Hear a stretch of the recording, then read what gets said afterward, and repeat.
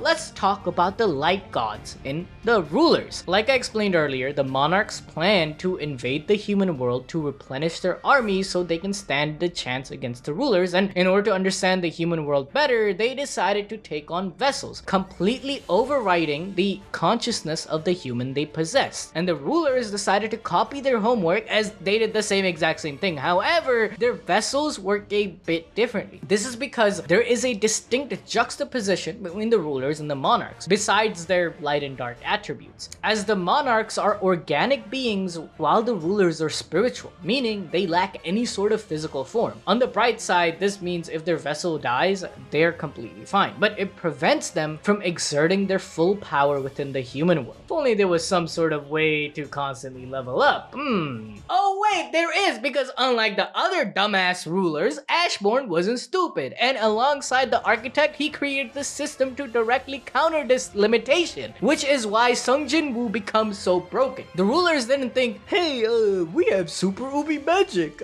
why don't we just create some sort of mechanism that allows our vessels to level up and use our full power? I don't know.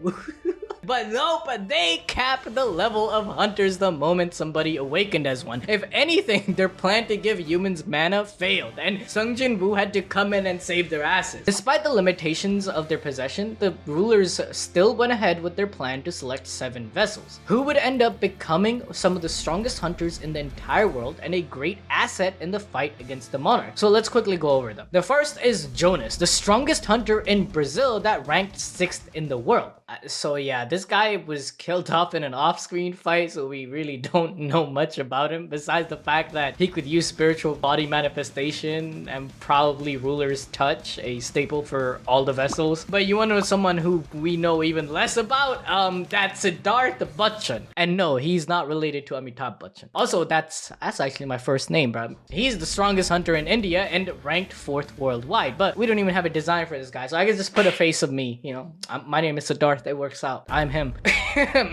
Jinwoo will notice me now, bro. But enough with the nobodies. Let's get into some ruler vessels who were actually important to the plot, like Gunhee. He was the previous chairman of the Korean Hunters Association and would become a powerful ally for Jinwoo. Sadly, he would die in the fight with the Frost Monarch. But before he did, he showcased incredible power, being able to keep up and even dodge some of the Frost Monarch's attacks. Some people believe that his death was simply due to old age, and that if he was in his prime, he would have absolutely destroyed the Frost Monarch. Next up is Christopher Reed, another victim of being killed before we could see his true power. But not gonna lie, the Monarchs had to 3v1 him. That should say something about his power, where if it was a 1v1, he perhaps would have put up a bigger fight. However, Christopher Reed's death was a central component which leads the plot to Jinwoo finding out about his father being alive and the world uniting to face the threat of the monarchs. As for Reed's powers, he was ranked 3rd in the world, and he is also the first guy we've talked about so far to showcase his ruler form, where he resembles a one-eyed monstrous entity with fire wrapped around him. If you can't tell, there is a pretty big trend with the ruler vessel hunters. They're some of the strongest hunters in the world, and the next 2 just so happen to be placed 2nd and 1st.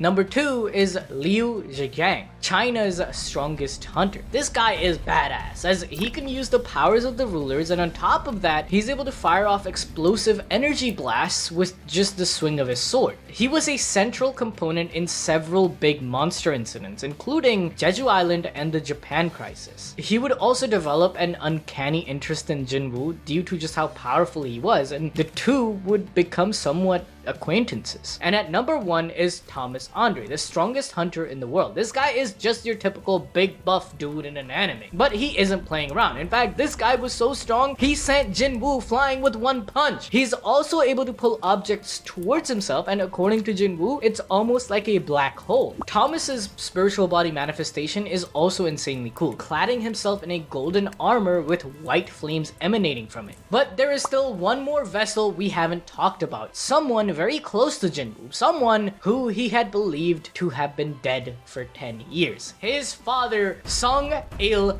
Il-Hwan. If you watched our video explaining this guy's full story, you know that he was one of the first humans the rulers made contact with and was tasked with killing the Shadow Monarch before he could fully grow into his own. As we know now that the Monarch just so happened to be the goat among goats. And once the rulers learned that he was fighting on their side, Jinwoo's dad would become another ally towards his son during the war. HWAN carries daggers just like his son, and his power is immense, making S-rank hunter Hwang Dong-soo look like a weak little baby. He would die protecting his son, keeping his morals of family above all else, and ensuring that Jinwoo could live a good life. That's what I'm talking about. If you enjoyed this video, watch the other solo leveling videos on screen right now.